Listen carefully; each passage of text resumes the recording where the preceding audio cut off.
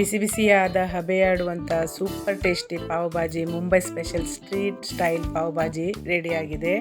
ನಾವು ಮನೇಲಿ ಮಾಡ್ಕೊಳ್ಳೋ ಪಾವ್ ಭಾಜಿ ಮುಂದೆ ಹೋಟೆಲ್ನ ಪಾವ್ ಭಾಜಿ ಕೂಡ ಫೇಲ್ ಆಗಿರುತ್ತೆ, ಅಷ್ಟು ಚೆನ್ನಾಗಿರುತ್ತೆ. ಈಸಿ ಕೂಡ ಆಗಿರುತ್ತೆ. ಇಷ್ಟೊಂದು ಈಸಿ ಅಂದರೆ ನಾವು ಪದೇ ಪದೇ ಮಾಡ್ಕೊಳ್ಬೇಕು ಅನಿಸುತ್ತೆ, ಅಷ್ಟು ಚೆನ್ನಾಗಿರುತ್ತೆ. ಹಾಯ್ ಫ್ರೆಂಡ್ಸ್, ನಾನು ಪದ್ಮಾಸ್ ಕಿಚನ್ನಲ್ಲಿ ನಿಮಗೆ ಸ್ವಾಗತ. ಬನ್ನಿ ಹಾಗಾದರೆ ನೋಡ್ಕೊಳ್ಳೋಣ ಹೇಗೆ ಮಾಡೋದು ಅಂತ.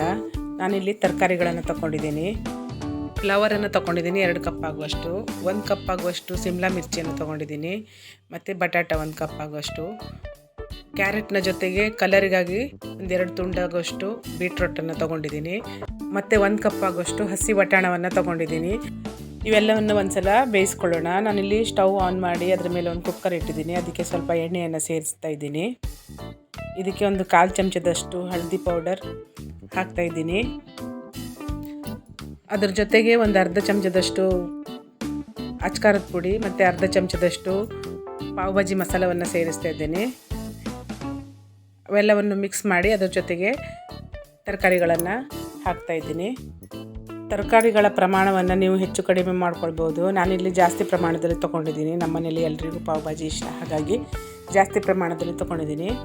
ರುಚಿಗೆ ತಕ್ಕಷ್ಟು ಉಪ್ಪು ಮತ್ತು ತರಕಾರಿಗಳು ಬೇಯೋದಕ್ಕೆ ಬೇಕಾಗುವಷ್ಟು ನೀರನ್ನು ಸೇರಿಸಿ ಮುಚ್ಚಳವನ್ನು ಮುಚ್ಚಿ 3 ವಿಸಿಲ್ ಹಾಕಿಸ್ಕೊಳ್ಳೋಣ. ಈಗ ನಾನಿಲ್ಲಿ ಪಾವ್ ಭಾಜಿ ಮಾಡೋದಕ್ಕೆ ಮಸಾಲೆಗಳನ್ನು ತೊಗೊಂಡಿದ್ದೀನಿ. ನೋಡೋಣ.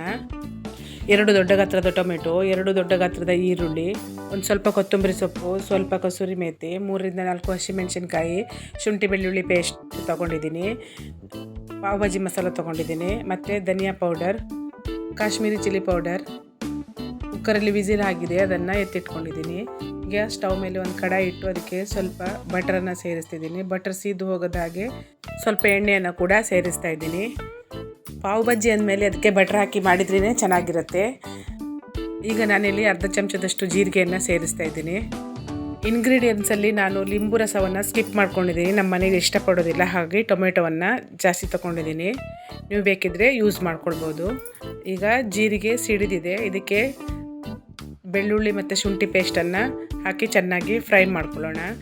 ಇಲ್ಲಿ ಒಂದು ನಿಮಗೆ ಟಿಪ್ಸ್ ಏನಂದರೆ, ಹೋಟೆಲ್ನವರು ಪಾವ್ ಭಾಜಿ ಮಾಡುವಾಗ ಶುಂಠಿ ಬೆಳ್ಳುಳ್ಳಿ ಪೇಸ್ಟನ್ನು ಕೊನೆಯ ಹಂತದಲ್ಲಿ ಹಾಕ್ತಾರೆ. ಹಾಗಾಗಿ ಅವರ ಪಾವ್ ಭಾಜಿ ಘಮ ಘಮ ಅಂತ ಪರಿಮಳ ಬರುತ್ತೆ. ಹಾಗಾಗಿ ನಾವು ಕೂಡ ಈಗ ಚೆನ್ನಾಗಿ ಫ್ರೈ ಆಗಿದೆ, ಇದರಲ್ಲಿ ಅರ್ಧದಷ್ಟು ಶುಂಠಿ ಬೆಳ್ಳುಳ್ಳಿ ಪೇಸ್ಟನ್ನು ತೆಗೆದಿಟ್ಕೊಳ್ಳೋಣ. ಈಗ ಇದಕ್ಕೆ ಒಂದು ಅರ್ಧ ಚಮಚದಷ್ಟು ಎಣ್ಣೆಯನ್ನು ಸೇರಿಸಿ ಮತ್ತು ಹೆಚ್ಚಿಟ್ಕೊಂಡಿರುವಂಥ ಈರುಳ್ಳಿಯನ್ನು ಸೇರಿಸ್ತಾ ಇದ್ದೀನಿ. ಈರುಳ್ಳಿ ಮತ್ತು ಹಸಿಮೆಣಸಿನ್ಕಾಯಿಯನ್ನು ಎರಡನ್ನು ಸೇರಿಸಿ ಹೊಂಬಣ್ಣ ಬರುವ ತನಕ ಚೆನ್ನಾಗಿ ಫ್ರೈ ಮಾಡ್ಕೊಳ್ಳೋಣ. ಹೋಟೆಲ್ ಫುಡ್ ಇಷ್ಟಪಡುವವರು ಮನೆಯಲ್ಲೇ ಈ ರೀತಿ ಕಡಿಮೆ ಖರ್ಚಿನಲ್ಲಿ ಪಾವ್ ಭಾಜಿಯನ್ನು ಮಾಡ್ಕೊಳ್ಬೋದು. ನೋಡಿ, ಈಗ ಹೊಂಬಣ್ಣಕ್ಕೆ ಬಂದಿದೆ. ಇದಕ್ಕೆ ಟೊಮೆಟೊದ ಜೊತೆಗೆ ಉಪ್ಪನ್ನು ಕೂಡ ಸೇರಿಸಿದ್ದೀನಿ ರುಚಿಗೆ ತಕ್ಕಷ್ಟು. ಟೊಮೆಟೊದ ಜೊತೆಗೆ ಉಪ್ಪನ್ನು ಹಾಕೋದ್ರಿಂದ ಟೊಮೆಟೊ ಬೇಗ ಕರಗಿ ಬೆಂದುಬಿಡುತ್ತೆ. ಟೊಮೆಟೊ ಈಗ ಕರಗಿ ಬೆಂದಿದೆ. ಇದಕ್ಕೆ ನಾನು ಕಾಶ್ಮೀರಿ ಚಿಲ್ಲಿ ಪೌಡರನ್ನು ಸೇರಿಸ್ತಾ ಇದ್ದೀನಿ. ಕಾಶ್ಮೀರಿ ಚಿಲ್ಲಿ ಪೌಡರ್ ಹಾಕೋದ್ರಿಂದ ಪಾವ್ ಭಾಜಿ ಕಲರ್ ಚೆನ್ನಾಗಿ ಬರುತ್ತೆ. ನಾವು ತರಕಾರಿಯಲ್ಲಿ ಬೀಟ್ರೋಟನ್ನು ಕೂಡ ಹಾಕಿದ್ದೀವಿ, ಅದರಿಂದನೂ ಕೂಡ ಚೆನ್ನಾಗಿ ಕಲರ್ ಬರುತ್ತೆ. ಧನಿಯಾ ಪೌಡರನ್ನು ಕೂಡ ಸೇರಿಸಿದ್ದೀನಿ, ಮತ್ತು ಪಾವ್ ಭಾಜಿ ಮಸಾಲವನ್ನು ಕೂಡ ಇದಕ್ಕೆ ಸೇರಿಸ್ತಾ ಇದ್ದೀನಿ. ಪಾವ್ ಭಾಜಿ ಮಸಾಲ ಇಲ್ಲ ಅಂದರೆ ಕಿಚನ್ ಕಿಂಗ್ ಮಸಾಲ ಜೊತೆ ಸ್ವಲ್ಪ ಚಾಟ್ ಮಸಾಲವನ್ನು ಸೇರಿಸಿ ಹಾಕ್ಕೊಳ್ಬೋದು. ಅದು ಇಲ್ಲ ಅಂದರೆ ಗರಂ ಮಸಾಲ ಜೊತೆಗೆ ಧನಿಯಾ ಪೌಡರ್, ಜೀರಾ ಪೌಡರನ್ನು ಸೇರಿಸಿ ಪಾವ್ ಭಾಜಿಯನ್ನು ಮಾಡ್ಕೊಳ್ಬೋದು, ಏನು ವ್ಯತ್ಯಾಸ ಆಗೋದಿಲ್ಲ. ಈಗ ಈ ಮಸಾಲೆಗಳು ಚೆನ್ನಾಗಿ ಫ್ರೈ ಆಗೋದಕ್ಕೆ ಬಿಡೋಣ. ಇದಕ್ಕೆ ಸ್ವಲ್ಪ ನೀರನ್ನು ಕೂಡ ಸೇರಿಸ್ತಿದ್ದೀನಿ. ನೀರನ್ನು ಸೇರಿಸಿ ಚೆನ್ನಾಗಿ ಫ್ರೈ ಮಾಡ್ಕೊಳ್ಳೋಣ. ಮನೆಯಲ್ಲಿ ತರಕಾರಿ ತಿನ್ನದ ಮಕ್ಕಳಿಗೆ ಬೆಸ್ಟ್ ಆಪ್ಷನ್ ಸ್ನೇಹಿತರೆ, ತರಕಾರಿ ತಿನ್ನಿಸೋದಕ್ಕೆ ತುಂಬಾ ರುಚಿಯಾಗಿರುತ್ತೆ. ಮತ್ತೊಂದೇನಪ್ಪ ಅಂದರೆ, ಅದರಲ್ಲಿ ತರಕಾರಿಗಳು ಕಾಣಿಸೋದೇ ಇಲ್ಲ ಪಾವ್ ಭಾಜಿಯಲ್ಲಿ. ಹಾಗಾಗಿ ಅವ್ರಿಗೆ ಯಾವ ತರಕಾರಿ ನಾವು ತಿಂತೀವಿ ಅಂತ ಗೊತ್ತೇ ಆಗೋದಿಲ್ಲ. ಈಗ ಇದನ್ನು ಮುಚ್ಚಳ ಮುಚ್ಚಿ ಇನ್ನೊಂದು ಸ್ವಲ್ಪ ಹೊತ್ತು ಅದನ್ನು ಫ್ರೈ ಮಾಡ್ಕೊಳ್ಳೋಣ. ನೋಡಿ, ಚೆನ್ನಾಗಿ ಫ್ರೈ ಆಗಿದೆ. ಕಲರ್ ಕೂಡ ತುಂಬ ಚೆನ್ನಾಗಿ ಬಂದಿದೆ. ಈಗ ಇದನ್ನು ಸ್ಟವ್ ಸ್ಲೋ ಮಾಡ್ತಾಯಿದ್ದೀನಿ. ಈಗ ತರಕಾರಿಗಳನ್ನು ನೋಡ್ಕೊಳ್ಳೋಣ. ನೋಡಿ, ಚೆನ್ನಾಗಿ ಬೆಂದಿದೆ. ಇದನ್ನು ನಾವು ಸ್ಮ್ಯಾಶರ್ನಿಂದ ಸ್ಮ್ಯಾಶ್ ಮಾಡ್ಕೊಳ್ಳೋಣ. ಕುಕ್ಕರ್ನಲ್ಲಿ ಸ್ಮ್ಯಾಶ್ ಮಾಡಿಕೊಂಡ್ರೆ ನಮಗೆ ಕಡಾಯಲ್ಲಿ ಕೆಲಸ ಕಡಿಮೆ ಆಗುತ್ತೆ. ಹಾಗಾಗಿ ನಾನಿಲ್ಲಿ ಕುಕ್ಕರ್ನಲ್ಲಿ ತರಕಾರಿಗಳನ್ನು ಸ್ಮ್ಯಾಶ್ ಮಾಡ್ತಾಯಿದ್ದೀನಿ. ಹಾಗೆ 1-2 ತರಕಾರಿ ತುಂಡುಗಳಲ್ಲಿ ಉಳ್ಕೊಂಡ್ರೆ ಅದನ್ನು ಕಡಾಯಲ್ಲೂ ಕೂಡ ನೀವು ಸ್ಮ್ಯಾಶ್ ಮಾಡ್ಕೊಳ್ಬೋದು. ಈಗ ಸ್ಮ್ಯಾಶ್ ಆಗಿದೆ. ಈಗ ಇದನ್ನು ಕಡಾಯಿಗೆ ಸೇರಿಸಿ ಮಿಕ್ಸ್ ಮಾಡ್ಕೊಳ್ಳೋಣ. ಕುಕ್ಕರಿಗೆ ಸ್ವಲ್ಪ ನೀರನ್ನು ಸೇರಿಸಿ ಇದಕ್ಕೆ ಹಾಕಿ ಮಿಕ್ಸ್ ಮಾಡ್ಕೊಳ್ತಾ ಇದ್ದೀನಿ. ವಾವ್, ತುಂಬಾ ಚೆನ್ನಾಗಿ ಕಲರ್ ಬಂದಿದೆ. ಇಲ್ಲಿ ನಾನು ಯಾವುದೇ ಕಲರನ್ನು ಯೂಸ್ ಮಾಡ್ಕೊಂಡಿಲ್ಲ, ಬದಲಿಗೆ ಕಾಶ್ಮೀರಿ ಚಿಲ್ಲಿ ಪೌಡರ್ ಮತ್ತು ಬೀಟ್ರೋಟನ್ನು ಯೂಸ್ ಮಾಡಿದ್ದೀನಿ. ಈಗ ಇದೇ ಸ್ಟೇಜಲ್ಲಿ ಕಸೂರಿ ಮೆಥಿಯನ್ನು ಸ್ವಲ್ಪ ಹೊಸಕಿ ಹಾಕ್ತಾ ಇದ್ದೀನಿ. ನೀವು ಲಿಂಬು ಯೂಸ್ ಮಾಡೋದಾದರೆ ಇದೇ ಸ್ಟೇಜಲ್ಲಿ ಲಿಂಬು ರಸವನ್ನು ಕೂಡ ಯೂಸ್ ಮಾಡ್ಕೊಳ್ಬೋದು. ನಾವು ಎತ್ತಿಟ್ಕೊಂಡಿರುವಂಥ ಶುಂಠಿ ಬೆಳ್ಳುಳ್ಳಿ ಪೇಸ್ಟನ್ನು ಕೂಡ ಇದೇ ಸ್ಟೇಜಲ್ಲಿ ಹಾಕಿ ಮಿಕ್ಸ್ ಮಾಡ್ಕೊಳ್ಳೋಣ.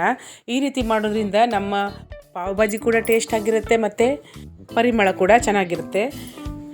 ಈಗ ಇದಕ್ಕೆ ಸ್ವಲ್ಪ ನೀರನ್ನು ಸೇರಿಸಿ ಮಿಕ್ಸ್ ಮಾಡಿಕೊಂಡು ಇದನ್ನು 1-2-3 ಕುದಿ ಬರುವ ತನಕ ಕುದಿಸ್ಕೊಳ್ಳೋಣ. ಪಾವ್ ಭಾಜಿ ತುಂಬಾ ಜಾಸ್ತಿ ಆಗಿದೆ ಸ್ನೇಹಿತರೆ, ಕಡಾಯಿ ತುಂಬಿ ಹೋಗಿದೆ. ಪರವಾಗಿಲ್ಲ, ನಮ್ಮ ಮನೆಯಲ್ಲಿ ಖಾಲಿ ಆಗುತ್ತೆ. ಈ ಮಧ್ಯೆ ನನ್ನದೊಂದು ರಿಕ್ವೆಸ್ಟ್ ಸ್ನೇಹಿತರೆ, ನನ್ನ ಎಲ್ಲ ರೆಸಿಪಿಗಳು ನಿಮಗೆ ಇಷ್ಟ ಆಗಿದ್ದು ನನ್ನನ್ನು ಸಪೋರ್ಟ್ ಮಾಡಿ, ಲೈಕ್ ಮಾಡಿ, ಶೇರ್ ಮಾಡಿ ಮತ್ತು ಸಬ್ಸ್ಕ್ರೈಬ್ ಮಾಡೋದನ್ನು ಮರಿಬೇಡಿ. ನೋಡಿ, ಈಗ ಕುದೀತಾ ಇದೆ. ತರಕಾರಿಗಳನ್ನು ಬೇರೆಯೇ ಬೇಯಿಸಿಟ್ಕೊಂಡಿದ್ದೀವಿ ಮತ್ತು ಮಸಾಲೆಗಳನ್ನು ನಾವು ಚೆನ್ನಾಗಿ ಫ್ರೈ ಮಾಡ್ಕೊಂಡಿದ್ದೀವಿ. ಹಾಗಾಗಿ ಇದು ಜಾಸ್ತಿಯನ್ನು ಕುದಿಸ್ಬೇಕಂತೇನಿಲ್ಲ, 1-2-3 ಕುದಿ ಬಂದರೆ ಸಾಕಾಗುತ್ತೆ. ಇಷ್ಟ ಆದರೆ ಸಾಕು. ಈಗ ನಾನು ಇದನ್ನು ಸ್ಟವ್ ಆಫ್ ಮಾಡಿ ಕೊತ್ತಂಬರಿ ಸೊಪ್ಪನ್ನು ಸೇರಿಸ್ತಾ ಇದ್ದೀನಿ. ಕೊನೆಯದಾಗಿ 1 ತುಂಡು ಬಟರನ್ನು ಕೂಡ ಹಾಕ್ತಾ ಇದ್ದೀನಿ. ಪಾವ್ ಭಾಜಿ ರೆಡಿ ಆಯಿತು. ನಾವು ಪಾವನ್ನು ರೆಡಿ ಮಾಡ್ಕೊಳ್ಬೇಕಲ್ವ, ಹಾಗಾಗಿ ನಾನಿಲ್ಲಿ ಚಪಾತಿ ತವವನ್ನು ಇಟ್ಟಿದ್ದೀನಿ. ಅದಕ್ಕೆ 1 ತುಂಡು ಬಟ್ರನ್ನು ಹಾಕಿ ಸ್ವಲ್ಪ ಎಣ್ಣೆಯನ್ನು, ಬಟ್ರ್ ಸೀದೆ ಹೋಗೋದ ಹಾಗೆ ಸ್ವಲ್ಪ ಎಣ್ಣೆಯನ್ನು ಕೂಡ ಹಾಕಿದ್ದೀನಿ. ಅದಕ್ಕೆ ಸ್ವಲ್ಪ ಚಿಲ್ಲಿ ಸಾಸ್ ಮತ್ತು ಸ್ವಲ್ಪ ಪಾವ್ ಭಾಜಿಯನ್ನು ಹಾಕಿ ಮಿಕ್ಸ್ ಮಾಡ್ಕೊಳ್ತಾ ಇದ್ದೀನಿ. ಸ್ವಲ್ಪ ಕೊತ್ತಂಬರಿ ಸೊಪ್ಪನ್ನು ಕೂಡ ಹಾಕ್ತಾ ಇದ್ದೀನಿ. ಈಗ ಪಾವನ್ನು ರೆಡಿ ಮಾಡಿ ಇಟ್ಕೊಂಡಿದ್ದೀನಿ, ಕಟ್ ಮಾಡಿ ಇಟ್ಕೊಂಡಿದ್ದೀನಿ. ಅದನ್ನು ಫ್ರೈ ಮಾಡ್ತಾ ಇದ್ದೀನಿ. ಹೋಟೆಲ್ನಲ್ಲಿ ಪಾವ್ ಭಾಜಿಯನ್ನು ತವಾದ ಮೇಲೆ ಮಾಡ್ತಾರೆ ಮತ್ತು ಅದೇ ತವಾದ ಮೇಲೆ ಪಾವನ್ನು ಕೂಡ ಬಿಸಿ ಮಾಡಿ ಕೊಡ್ತಾರೆ. ಬಟರನ್ನು ಹಾಕಿ ಚೆನ್ನಾಗಿ ಬಿಸಿ ಮಾಡಿ ಕೊಡ್ತಾರೆ. ಮನೆಯಲ್ಲಿ ಆ ರೀತಿ ಸುವಿಧೆ ಇಲ್ಲದೇ ಇರೋದ್ರಿಂದ ನಾನು ಈ ರೀತಿ ಮಾಡ್ಕೊಂಡಿದ್ದೀನಿ. ಇದು ಕೂಡ ಅದೇ ಟೇಸ್ಟ್ನಲ್ಲಿ ಬರುತ್ತೆ.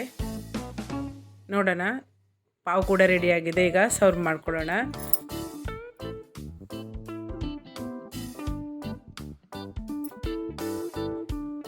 ಬಿಸಿ ಬಿಸಿಯಾದಂತಹ ಪಾವ್ ಭಾಜಿ, ಘಮಘಮಿಸುವಂಥ ಪಾವ್ ಭಾಜಿ ರೆಡಿಯಾಗಿದೆ. ನೋಡಿರಲ್ಲ ಸ್ನೇಹಿತರೆ, ಇವತ್ತಿನ ನನ್ನ ರೆಸಿಪಿ ನಿಮಗೆ ಇಷ್ಟ ಆಗಿದ್ದರೆ ಲೈಕ್ ಮಾಡಿ, ಶೇರ್ ಮಾಡಿ ಮತ್ತು ಸಬ್ಸ್ಕ್ರೈಬ್ ಮಾಡೋದನ್ನು ಮರಿಬೇಡಿ.